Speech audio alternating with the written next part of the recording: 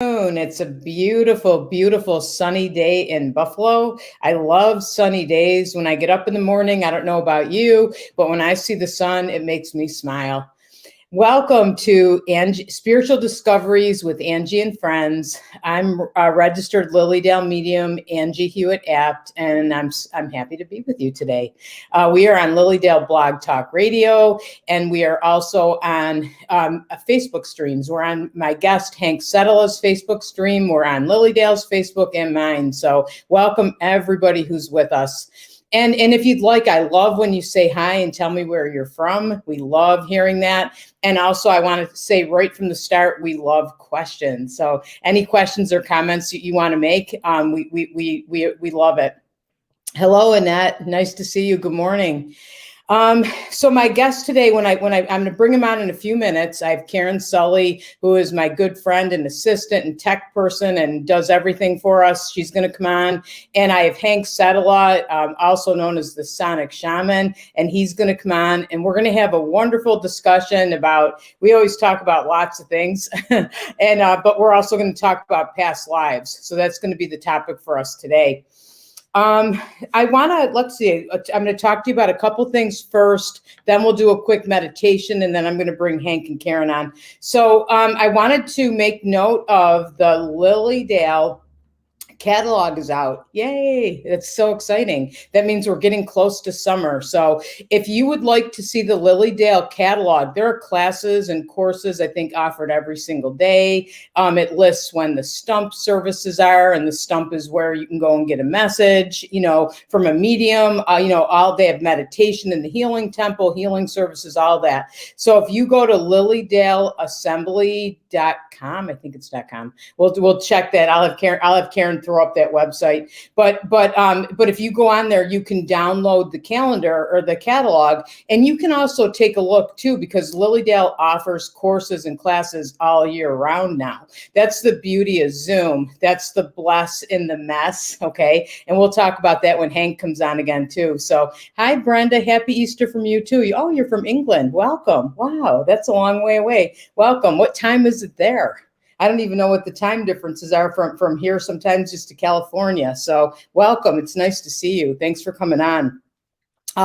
So again, take a look at Lilydale's website and their Facebook page too. Like their Facebook page, and you'll get updates on everything that's going on. I wanted to tell you really quick too, there's some other good shows on Blog Talk Radio. There is on Tuesdays at 8 p.m., Colleen Vanderzijden, Embracing Your Essence. And that comes on, all these shows are on Lilydale Blog Talk Radio and Facebook Live on Lilydale's Facebook. We also have Sharon Hill with Medium Monday, and that's Mondays at noon. Celeste Elliott has Wake Up to Spirit, and that's Thursdays at 10 a.m. And then we have Wednesdays with Willa, and that's with Willa White, and that's Wednesdays at 10 a.m. It's nice when the show starts with the day of the week, so you know for sure. I also just want to make mention too, one of the shows I always talked about was was a friend of mine and a longtime Lilydale medium, John White, who passed into spirit, I believe March 18th. I think Karen knows the exact date, but I just wanted to say, I didn't want to not say his name because we always say his name, and he crossed over peacefully. And I know so many of you will miss him, and he will be so missed in Lilydale, and I'll miss him myself. He came and taught a lot at my holistic center, Santosha, and spoke at our worship services. In fact, we have a worship service coming up this Wednesday that we show on Facebook Live, and I have one of his talks, and we're going to play it. So it's going to be wonderful to honor him. And Dr. Reverend Patricia Bell is going to come on and talk about him because she's knew him for 40 years. So yeah, I just wanted to make mention of that. Okay, so Cheryl from Ohio, good morning. Tracy, good morning. Hello. Jennifer. Oh, you were looking for his 8 p.m. show. Yeah, I know. I think all the shows are in the archives, so you can listen to previous shows because I know they were wonderful. It's 17:05, Brenda. Thanks. All right, everybody. So if you're just tuning in again, my name is Reverend Angie Hewitt-Apt. I'm a registered Lilly medium, and I welcome you to Spiritual Discoveries with Angie and Friends. Yes, bless his spirit. I feel the same. Yep. Yep. Say lots of prayers, for his family. It was unexpected. So let's go into meditation. All right. And then I'm going to bring Hank on. We're going to have a really fun conversation today about past lives, and I'm going to welcome your comments and questions on that topic for sure. So, and that I love to start with meditation. Every class I ever teach at Santosha, we always start with meditation, because to me, that's what can change your life, is connecting to the light, staying connected to your guidance, and your higher self changes everything in your life. So if you meditate and take 10 minutes every day to do it, you'll feel so much better all the way around. So I invite you to, hi, Samantha. Happy Easter to you too. Nice to see you. So close your eyes and take a deep breath in and exhale. Another deep breath in and exhale. And begin to imagine, as you're inhaling, you're bringing in new energy filled with peace and filled with relaxation. And on every exhale, letting go of stress and worry. Inhaling light, exhaling stress. And begin to imagine light coming down from above, a cone of beautiful white light filled with more of that peace and relaxation, as it begins moving into your head, relaxing, peaceful, smoothing away worry and stress. As the light begins moving now into your neck and your shoulders, lowering your shoulders and allowing your shoulders to completely relax on your next exhale.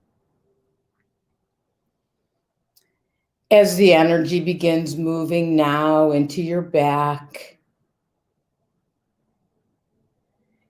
and your upper back is relaxing, middle back and lower back. As you continue inhaling in new energy, exhaling out the old stress, letting go. As the beautiful light and energy moves now into your chest, surrounding your heart, moving into your abdomen. And if that's the place that you carry your stress, breathe some of that white light into that area, surrounding it with the light, inviting those stressful areas to also completely relax.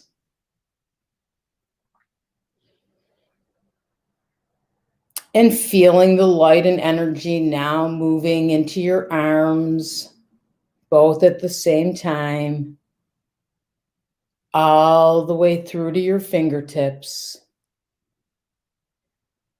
And your arms are beginning to feel loose and limp and nice and relaxed.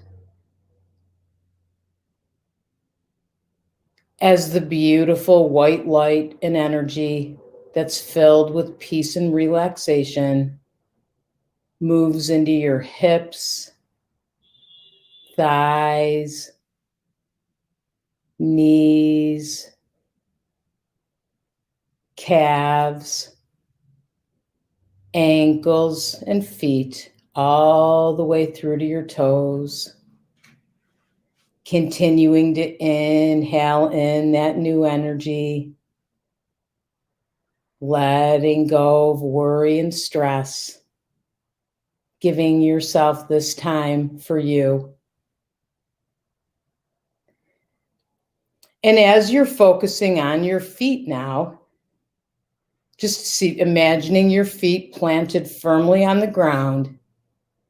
And this is the perfect time of year to reconnect and stay connected always to Mother Earth and nature. So just imagining that you're feeling the energy from Mother Earth and nature moving into your feet. And you're feeling more and more grounded as the Mother Earth energy begins moving up your legs and into your hip area and your belly and your back and your chest and your heart and your arms and your head. Feeling the strength we get from Mother Earth. And knowing if there's ever a time we need to feel grounded, we can just go outside, stand in the grass, or hug a tree and feel that energy. And just take a couple more moments to feel that energy. Inhaling and exhaling once more. Inhaling that beautiful, peaceful energy. Exhaling out stress.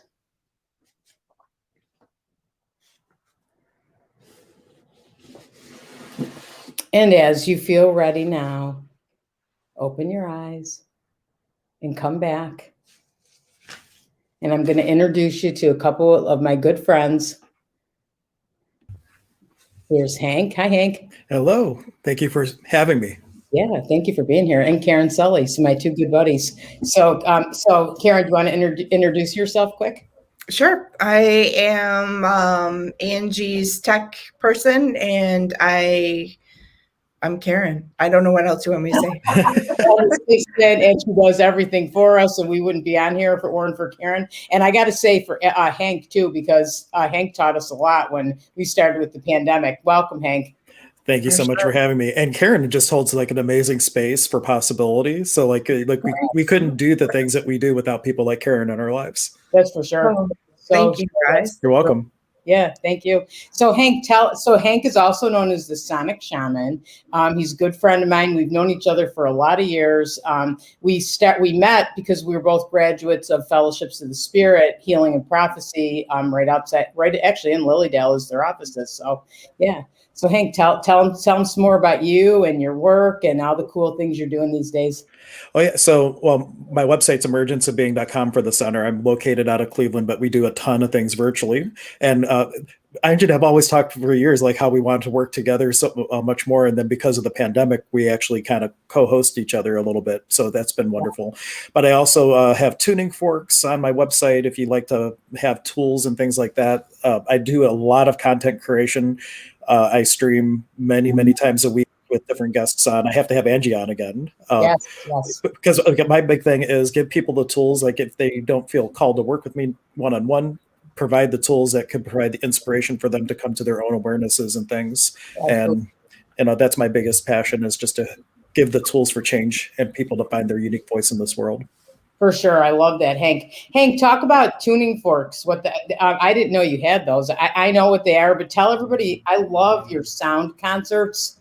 Talk about that and what tuning forks are. Well, and this is a green screen. Otherwise, I would run back and grab a tuning fork to show you. But it's a fake background. Oh, but yep, it's a green screen. It looks real. Yeah, it does look real. But let me see. There's really just a window behind me.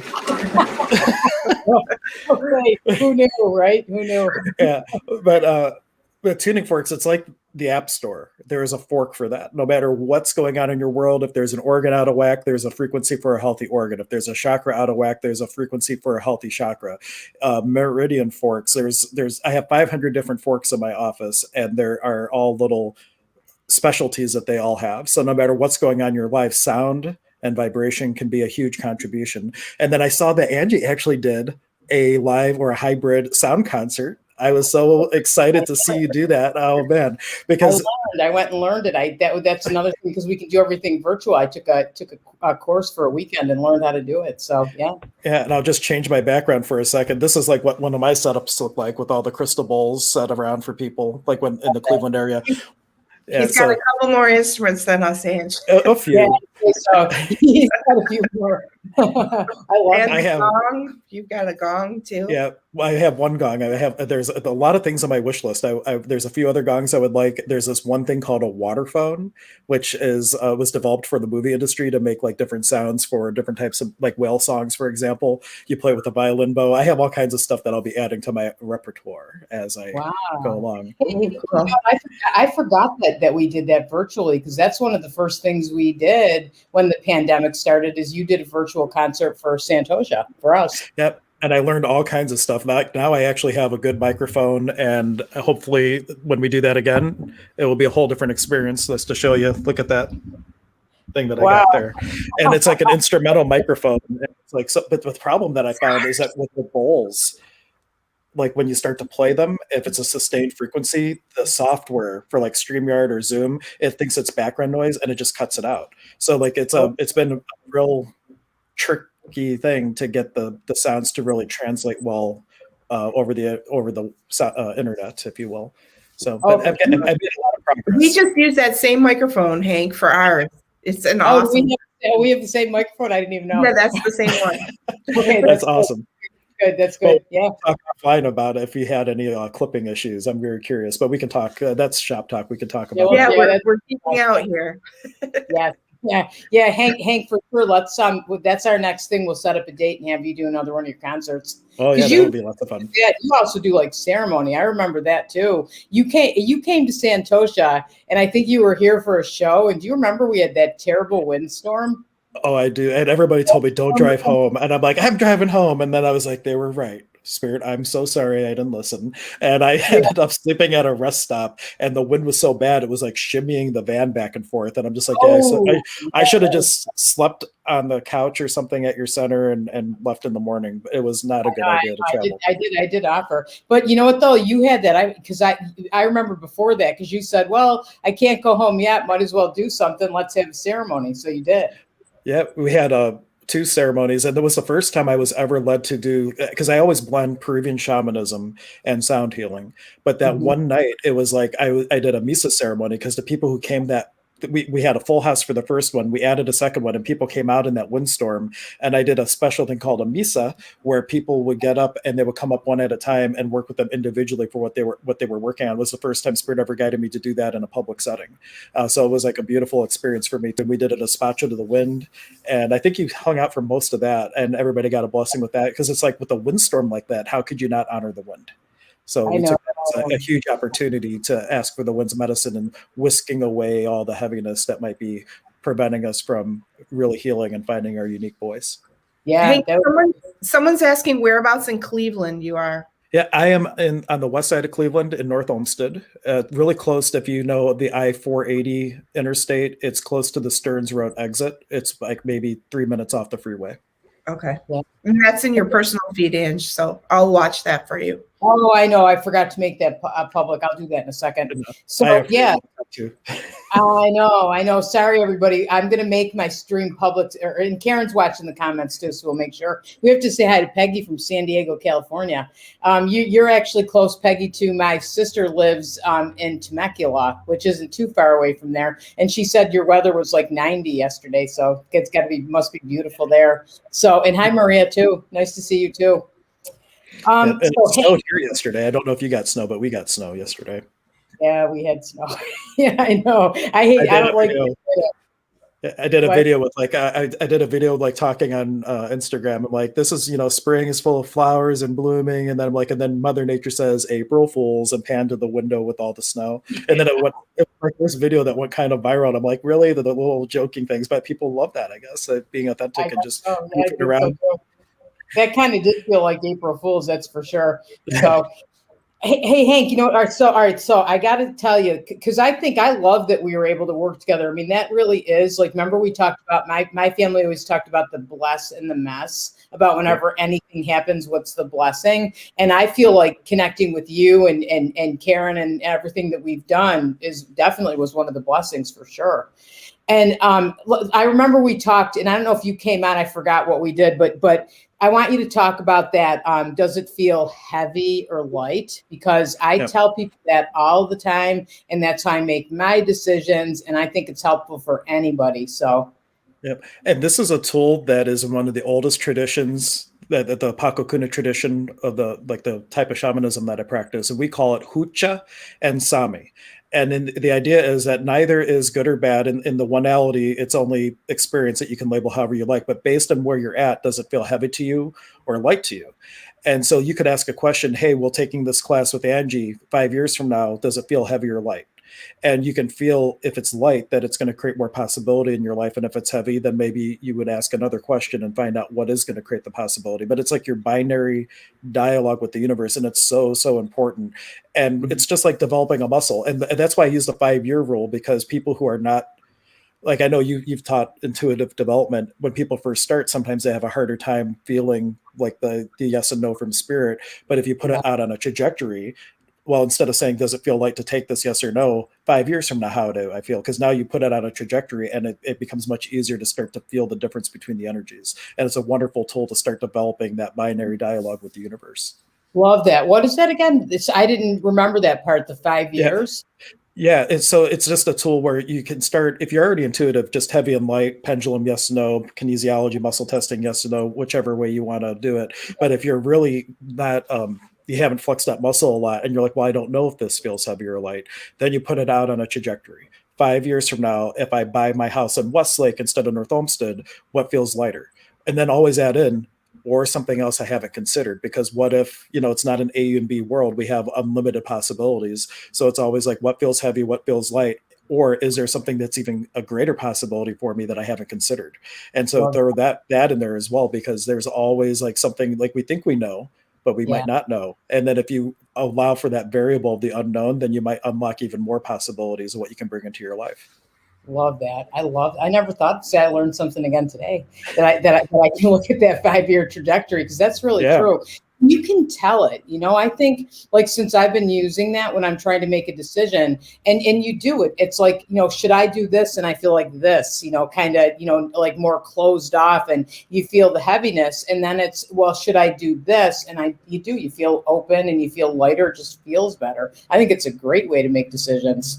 Yeah. Or if you're just looking for a yes, no, like when fellowships, when we were going through the training, I started to see like a speedometer in my mind, and I had a yes on one side and a no on the other, but the needle wouldn't always go 100%. So like as I was doing readings for people, I'm like, okay, well, they asked me, am I going to get a new job? And before I tell them anything, I see the meter and it's like 50%. And then I'm like, okay, if I told them this, what is it going to be? 80%. So like I started to use that as a gauge, because sometimes when you tell someone, yeah, you're about to get a new job, but if I tell you that, it just dropped to zero because maybe you're not going to try.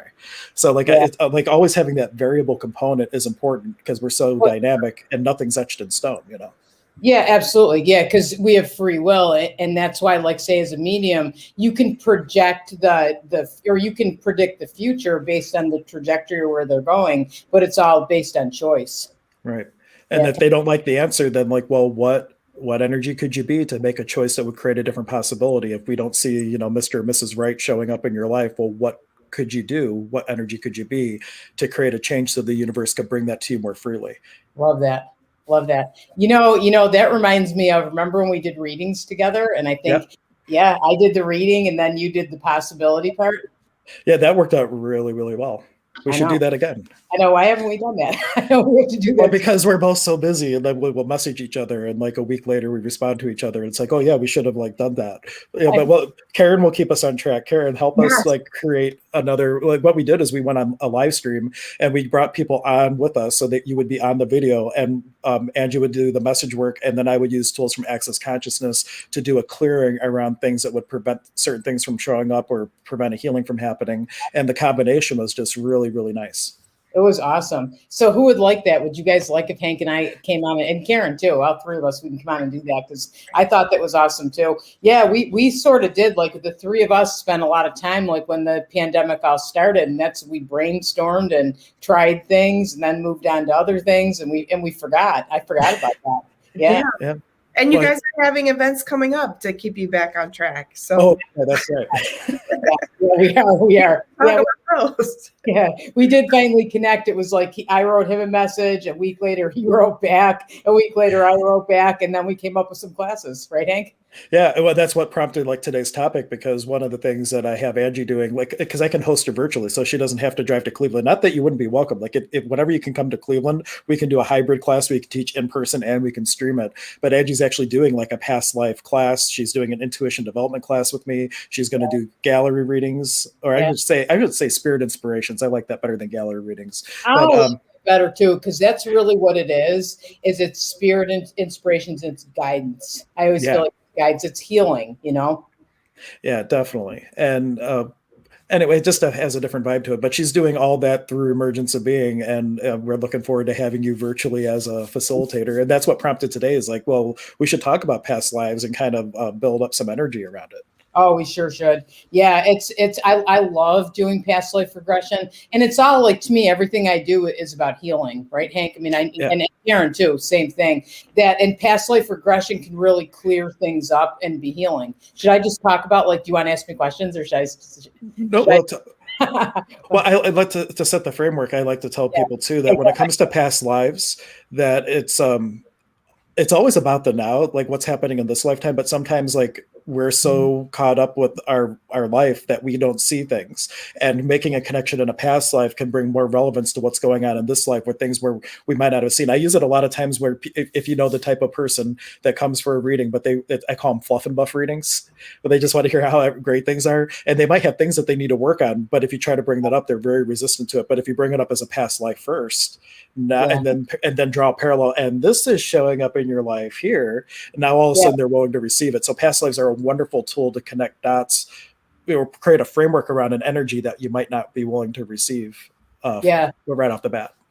For sure. And it's because it all stays in our soul. So lifetime to lifetime, the things that happen, or maybe something that didn't get healed from the past, might still be, with you in your present. And here's why, like, I learned how to do past life regression.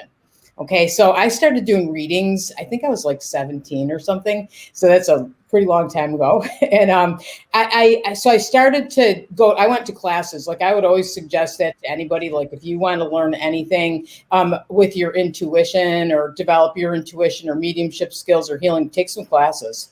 So I started taking classes, and I kind of, like, I could do it in a natural way, but taking the classes gave me a lot of tools and confidence, and what have you.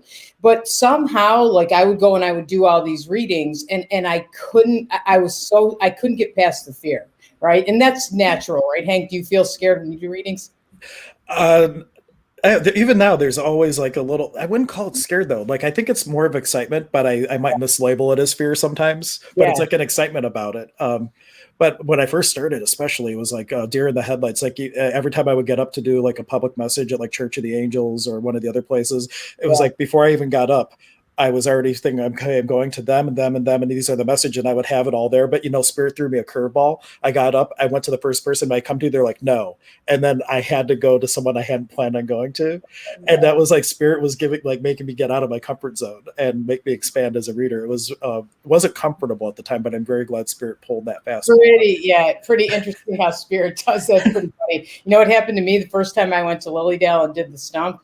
I thought, I know what I'll do. I'll sit off to the side there, and I'll get the message ahead of time. So when I go up there, I'll have something to say, right? So I sat there, and I picked out a person. I got a message, and I thought, okay, I'll be okay when I get up there. I get up there, and I go to look, and the person was gone.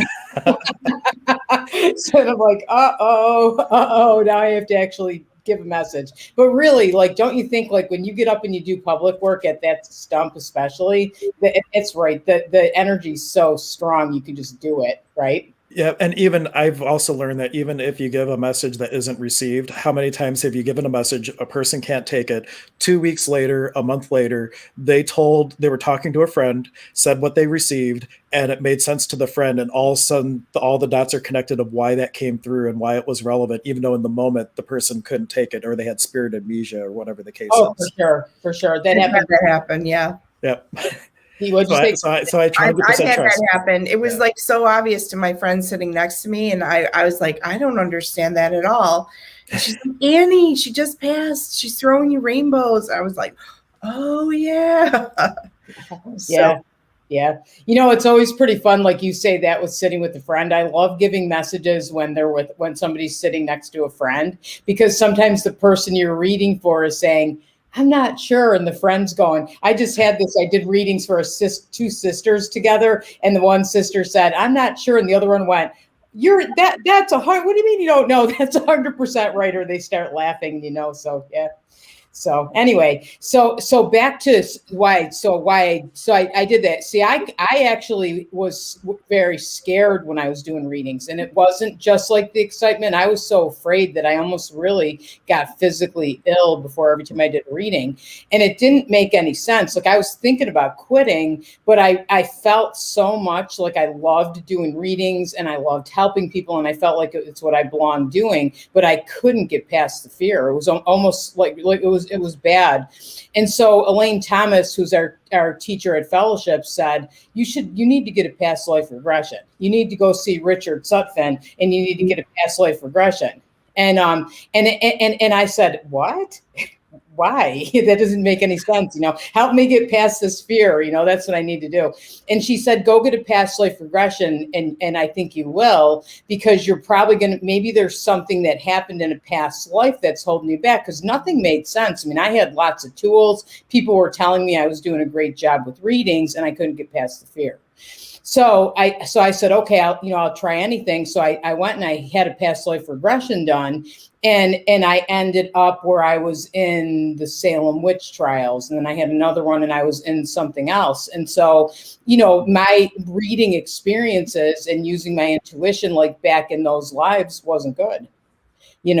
So in doing the past life regression, like what happened was, I understood what it was. And then you kind of make the connection there that that's not the way the world is today. And I'm safe and I can do this. And just doing those past lives, it wasn't that I still wasn't nervous, but that horrible, horrible fear I got rid of, and I'd had that for a long time. So that's why. And then Richard Sutphin actually came to fellowships, and he's kind of a pioneer in teaching past life regression and spiritual studies and things like that. He actually passed over to the other side over the summer. Yeah, he did.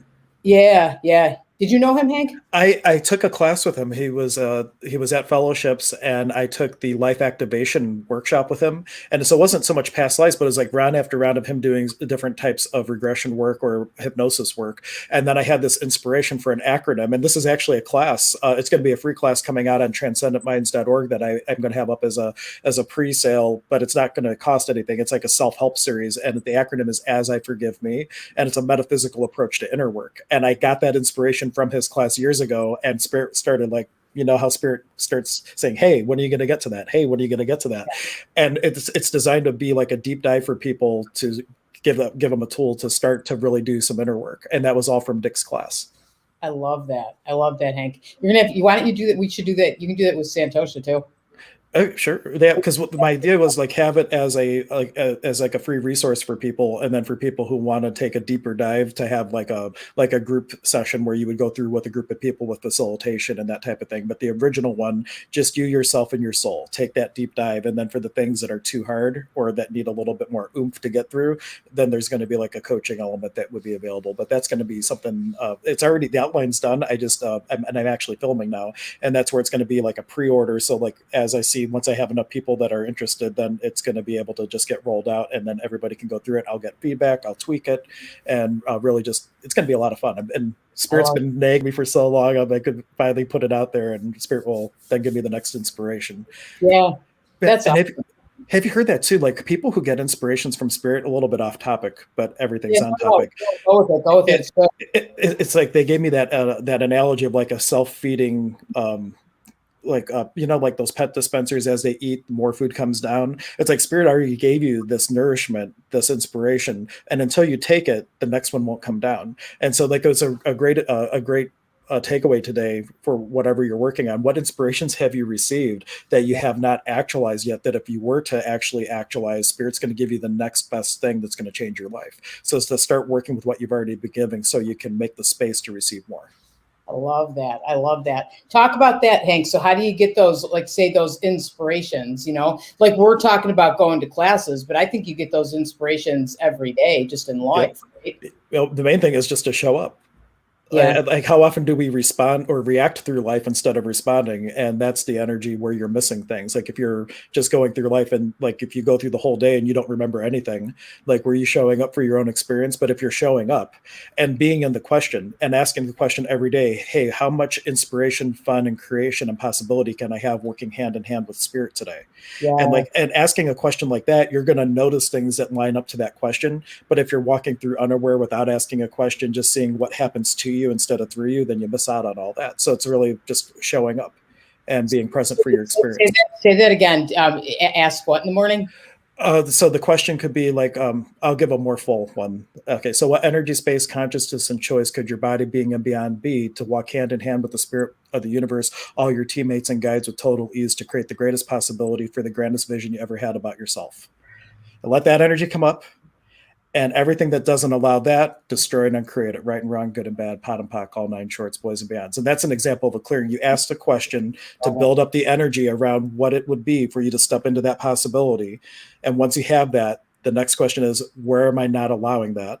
And that's the energy that we destroy and uncreate. So that's like a facilitation tool from Access Consciousness. Yeah, I love it. That's almost in a way like you're asking spirit to be with you and your intention, right, for a day. Yep. And I think like sometimes that we forget, right? We forget to ask and we forget to set an intention, but spirit inspiration is there for all of us all the time. Right. And they just gave me the Cliff Notes version. What would it take for me to effortlessly walk hand in hand with all my guides? Oh. And so like just say that, and then while you're doing that, what's stopping me, and ask spirit to take that part away. So you don't have to get all fancy with the words that I use. What would it take for me to walk hand in hand with the spirit of the universe every moment of every day? And then what did you say the second thing? What's stopping? And everything that doesn't allow that, I give it to spirit.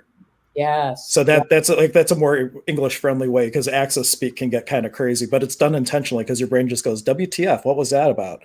And like your brain can't wrap its head around it. So it goes into your other than conscious and creates a different result. It's kind of like an NLP interrupt, if you will. Yeah, definitely. And that's really just by like, to help everybody that's watching, like that's really just by kind of setting that intention and saying that. They don't have to do anything fancy. I mean, they can, right? If they want to go deeper in it. Well, yeah.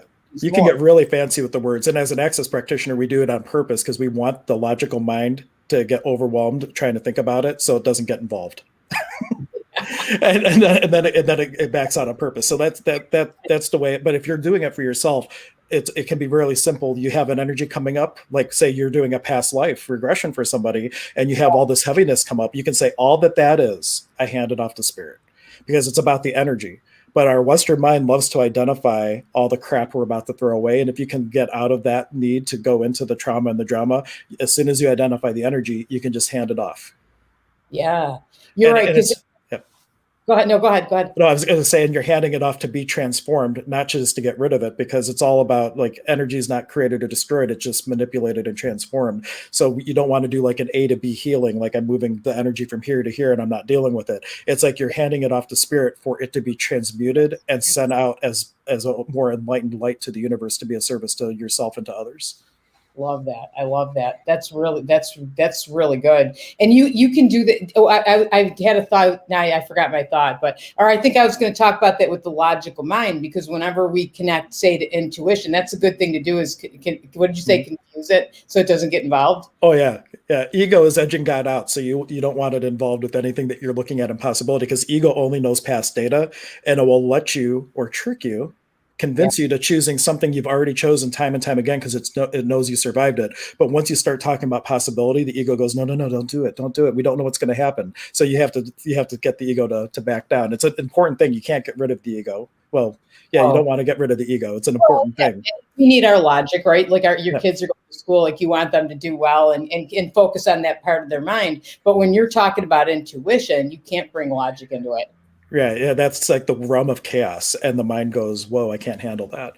And the ego I look at is like if source is all there is and source is the ocean and you are a drop of the ocean, the ego is the water balloon that keeps that drop separate from everything else. So it's needed as an individualization of source, but for its intended purpose. Yes. And you want to make sure, like, let the ego be the ego and do its thing, but minimize its impact on what you're choosing. Like, take it into account, but it's not the CEO you are, and to choose regardless of what the ego wants you to do. Yeah, well, that's true. And that's when you talk about developing your intuition. That happens all the time. And you think, I'm not going to say that, or what? That's ridiculous. I've thought that so many times in readings, and I'll think like, oh, I'm not going to say that. And because that sounds silly and that's my logical mind kicking in, then I finish the reading and the person will say, yeah, that was really, really good. But I sure was wishing you would have talked about that. And I'm like, oh, I should have said that. And that's what happens. You have to push that aside, right? Yeah, and also just trusting, like, you never know what's going to be significant to the person. That's what Lilly would say, link, don't think. Like, you get it, you give it a course with, there's sometimes filters you want to put onto things depending on how sensitive it is. But I've had times where spirit gave me like this vision of a hummingbird. And then at the end, and I saw a hummingbird, and that turns out to be the most significant thing to the reading. And I didn't even go into the details of it.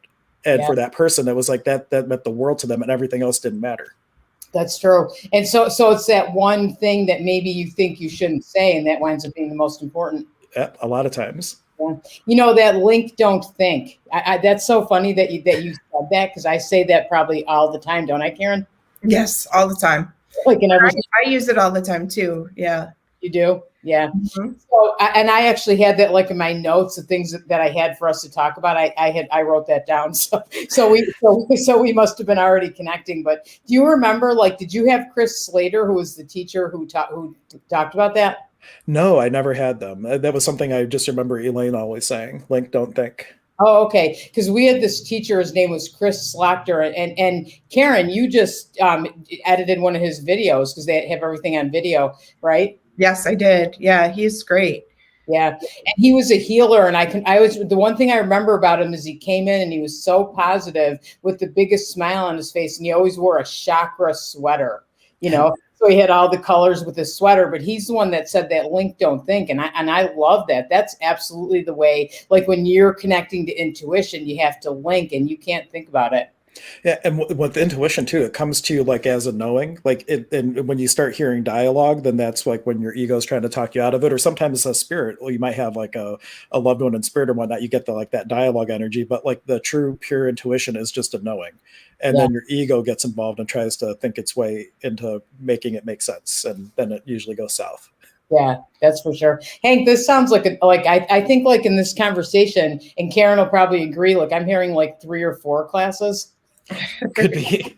You guys are talking about past lives, so yeah, redirect you back onto your path here. Yeah, Hank, that happens every time we get in a conversation. It does. We plan, God laughs, right? Yeah. If people have specific questions about the past lives, that could be another way we can stay on track. If people have questions about past lives, I'll post them. But I'll share like the most impactful thing for me for past lives is when I was in fellowships, one of our the person in the same guest house who was also in the class, I think you know him, Kev O'Kane. Yeah. He was in my class, and it's interesting because he studied to be a lawyer, and he did lawyering for like one day and said, if I do this, I'll kill myself. And he went into past life regressions, like right after getting his, passing the bar and becoming a lawyer. So he became a past life regression hypnotherapist. Yeah. And me and my brother have always had like this animosity, and he tried to, I won't go into the trauma of it all, but there was like a lot of heaviness around that. And he regressed me. It's like, okay, so why is it that there's all this heaviness between you and your brother?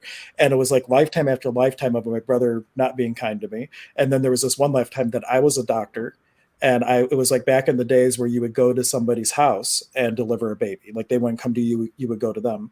And I lost the mother, and the father raised the child to hate me. And that was my brother in this life. And just like, and the way that Kevin brings it up, it's not just about the awareness, it's all about the healing. So like this happened, bringing in like columns of light for the higher selves of all the souls involved. And like after that, the animosity, like the heaviness went away. And like my brother still has a lot of possibilities to make different choices in his life, but the heaviness was gone, and there was a huge healing impact. And that was just like one of my experiences with a past life, because I couldn't see in this life why this was occurring. It was all from this framework from a past life that allowed the healing to take place. That's fascinating. And so you doing that kind of healed things between you and your brother.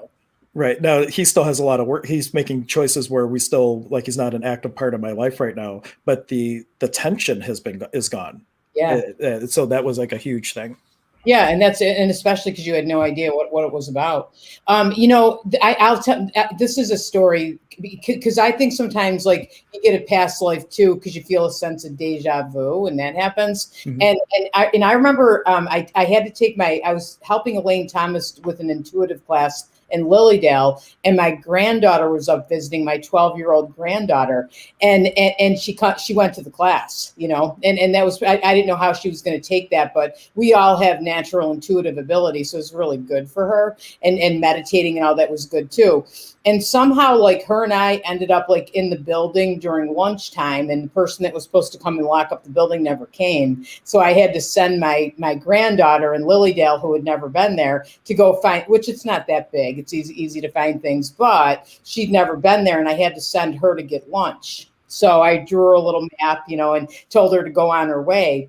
And she comes back with lunch probably 20 minutes later. And I'm like, okay, good. I'm glad she made it back. And she had this look on her face, and she said, Grandma, I just know. She said, I didn't really even have to look at the map. I feel like I've been in Lilydale before. And I don't know how that can be because I've never been here. But you could almost tell like kind of by the look on her face, and the energy she was in, that she felt that way strongly, And I knew for that too, absolutely. She'd been there in a past life. It's ironic, like when you say that. The last time I was at Lilydale, I was actually in a class with Elaine Thomas and John White. His name just went out of my head for a moment, and they put me up on stage and went through this whole thing where like you see yourself as a past life and how easy it is to really get that information. It's just, but she probably had been in Lilydale. I mean, we have on some level. If source is all there is, all at once in the ever-present moment of now, you have been me, I have been you. Our perception of the linearity of the order in which we experience things might be different, but you have been everyone, and how close in proximity it is to this lifetime is like how much they resonate versus over another lifetime. For sure. I totally agree. To speak of Lilydale for me, and I remember when I told you my story about going to the stump, and I was so afraid that I got the person, and then the person was gone. But when I got up there and I stood at that stump, okay, just for a moment, it was like I looked out and people looked like they were dressed like the 1900s to me. And cool. For a moment, so was I. And I thought, I don't know what I'm so worried about. This isn't my first time. I've done this before, and I felt that and just knew it too. Yeah, and you might have been tapping into the fear of the first time you ever went to Inspiration Stump in a past life to do a reading. That could be. You're right, because you're kind of feeling that too. Yeah, I see. Like, go ahead, Karen. Oh, I was going to say you have a question. I was just. Oh, that's what I was about to read. So yeah, was that the one from Jody that you were looking at? Yeah. So like the question was, do spirit guides follow you through different lives? And that's a really interesting question. And I think it might vary depending on each person. But since you sometimes have the same, they call it like a soul family, like in this lifetime, how many times have me and my son Max, or me and my wife Anya, or me and any of my friends, how many lifetimes have we been together? To me, it would make sense that maybe you do have the same guides, but it might be on a case-by-case basis. What are your thoughts on that? I agree. I agree. And actually, that was I had that on my topic list too. That I think we have like a soul family, and a lot of times we reincarnate with the same people in different roles over and over again. And I don't think that happens like in every single lifetime. But I know I've done a lot of readings for people, and I'll be talking to a mother about her daughter, and I'll feel like sometimes the daughter acts like the mother, which is probably something that happens anyway with kids. But I'll pick up a lot of times that's because in a past life she was the mother and the mother was the daughter. So I think that happens, and I think so. Is that what you were saying, Hank? Kind of the same thing, or? Yeah, and also like here's an example of how soul perceptions might be different. So have you ever had people where one person is infatuated with another, like here's my soulmate, and the other person's like, I don't want anything to do with you? Yes. All right. Yeah. So like, what if for this soul going this way, Yeah. this is the first time that this person's ever been together, but for this person it's the 100th time, and their lines of consciousness are going like this. So like there's like, when you think about past lives, like realize that for me and my son Max, like maybe for me it's my 100th time with Max, and for Max it's his 5th time, and we're crossing each other like that. Just a whole nother element that can add a whole nother perspective of past lives. And on the spirit guide question, to offer a story, I was in 100th Monkey. I don't know if I told this story on your show before or not. But I had all my spirit guides with me, and it was right at the end of the 3rd weekend where it's like all silence and you don't talk at all. And it was the morning that we were coming out of this the silent meditation. I had all my guides merged together into an orb of light, and I saw from me projecting to them like a projector through a smoky room. I saw it projecting from me, and then a voice saying, "You're the only one in the room." And I had the awareness that I, in a way, create my spirit guides, where I don't give myself permission to go directly to source. True. Yeah. Which you have to do. What'd you say, Karen? Sorry. Oh, that's a really interesting way to look at it, that we create our spirit guides. Yeah. Yeah. Well, for that matter, you create everyone. Yeah. Right. If you're the only one in the room, and so am I, we are each other's soul mirrors, creating everything that we need to continue to evolve as a higher mind. And even though I'm the only one in the room, and so are you, both are true, because one's a duality truth, one's a one-ality truth. But it really makes your head go spinny when you start to think about stuff like that. Yeah, when you get, it does make your head spin. But I do. I mean, I definitely believe that we have spirit guides and we have guidance, and whether we create them or what have you, but they're with us. And I feel like you have. It's like some people say we have one spirit guide. I feel like we have more than one. Yeah. I feel different ones come in depending on what we're doing in our lives. Like, if you're going to school, you'll have a guide that'll come in to help you with that, like whatever it is that you're doing, that they're there. But I always feel like you have one main one. And I've had experiences for me that I felt like that same main guide has been with me in more than one life. You too? Yeah, definitely. And I know in spiritualism, you might correct my terminology, they have the belief that there's a spirit band, and it's like 7 spirit people that you have from birth, and then other ones come and go, and you have like a gatekeeper, which would be like the spirit guide that prevents you from getting to something coming in that you're not ready for, an alchemist, a master teacher. I forget, I actually learned that at Lilydale in one of the classes they had. It was a really interesting concept, but each one has its own like little flavor of what their focus is. Yeah, absolutely, which I love. That sounds like another class we need to have. Yeah, spirit band. And the interesting thing is, in the shamanic tradition that I practice, the Qatar tradition of cross-cultural shamanism, there's also 7 guides, and they call it the Yanapek. And the first 3 are animals, and then there's like there's other ones that are people, and each one, just like the spiritualism one, has like a different flavor of energy of what they're good for. And it's like, well, isn't it interesting that they also have 7? So oftentimes when you see correlations like that, there's like a truth to it. Very interesting. I know. I love it too. And sometimes even like your guides are people, loved ones that have crossed over. Like I have like my grandparents who are on the other side, and my mother comes in. I'll do readings, and sometimes my stepfather will come in because he was a coach for baseball. And if I'm doing a reading for somebody and they're talking about something with their son who plays sports, my stepfather will come in and give advice. So yeah, it's fascinating. So, okay. So, do we have any more, Karen? Yeah, there's one more question. To take classes, do we need to know whom our spirit guides are first? No, not at all. Not at all. No, not at all. And as like, I will guide you, like in the past life regression we're doing, I'm going to take you through one maybe 2 lives. It's probably going to be 2. And then I'm actually going to take you into connection with your spirit guide. So we're going to do that. We should probably talk about that, Hank, because we only have like 5 minutes left. Oh yeah. Yeah, you're on the clock too with the Blog Talk Radio, so we have to be mindful of that. Correct. Yeah, so why don't you, because I've already sat through it a couple times with you doing the past life regressions, and you already kind of gave an overview, but what's the greatest takeaway people have, like when they start working with past lives? Like I had my huge experience with the lightness from my brother. What would you say the greatest benefit is of really diving into the past lives, and what lightness and possibility can it create for people who choose to take the class? I think exactly what you're talking about, that you can heal things between yourself and somebody else. You can get rid of blocks, like get to a core issue, maybe about why haven't I been able to create the perfect relationship in my life, or why do I seem to, whatever I do, I never seem to be able to create abundance.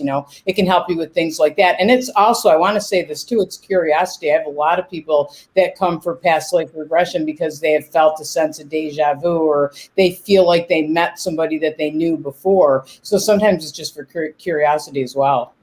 Oh yeah, it's always fun to see like what might have happened, or you might get an inspiration. That's another one that I didn't think about, like an inspiration of something you might have done in a past life that's an asset that you haven't even looked at now, that if you were, it would be something that could come very easily to you, like being a reader, for example.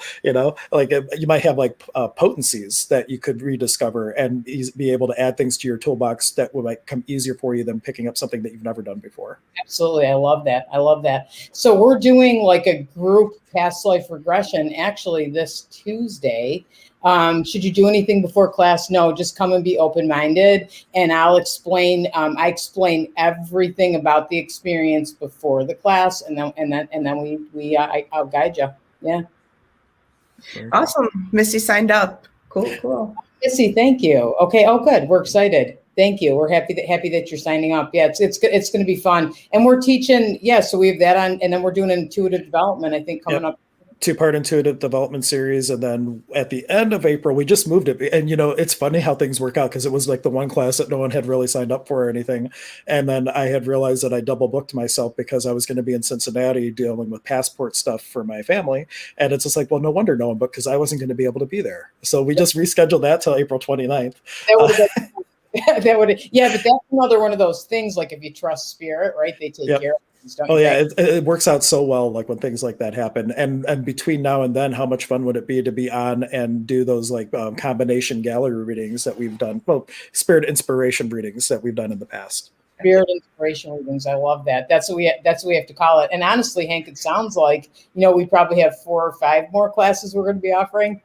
Oh, and we talked about doing like a whole like healing and reading, like, because I'm an intuitive as well, but Angie definitely has like the spirit communication down on a whole nother level. I'm more on the healing side. And what would happen if we came together and did like a joint class, intuition and healing, and just like really offer something that really combines our talents. Yeah, we're absolutely doing that. So we have to, we have this recorded now. So we'll have it, that we'll remember like all these ideas we're throwing around. And Karen always remembers anyway, right, Karen? Yeah, I try to keep track of you guys. Oh, it's very good. Yeah, she messaged me the other day. She's like, "Did you realize that this date's wrong?" I'm like, "Oh, no, I didn't." Thank you so much for catching that, because we kind of get spacey sometimes, and as well intentioned as we are to keep on track of things, like it sometimes is it doesn't happen. That's true. I think that's true for everybody. So yeah. Well, thank you, Hank. Thank you so much for coming on today. I loved having you. It was a great conversation. Yeah, I have to have you on my stream in the near future as well. We got the Emergence of Being and the Sonic Shaman. Well, if you just go to emergenceofbeing.com, there's a live stream tab, and there's all the different channels that I produce content on. I have to have you back. I have a whole guest list, but just when Angie's been on my streams in the past, so you can go binge watch when we've worked together. Yes, absolutely. Yeah. And we'll post all the links like in all the different streams, so they can go on your website too. Cool. And Karen, thank you so much, Karen, because without Karen, we wouldn't be here at all. And I think, and I thank all of you so much for joining us this afternoon. I appreciate that you take time out of your lunch break or whatever to watch us. Seconds. Oh, Okay. That's the Blog Talk Radio. That was coming. And so remember, we will be here next Friday at noon. Once again, I look forward to seeing you. Thank you, everybody. Thank you, everyone. Thank you.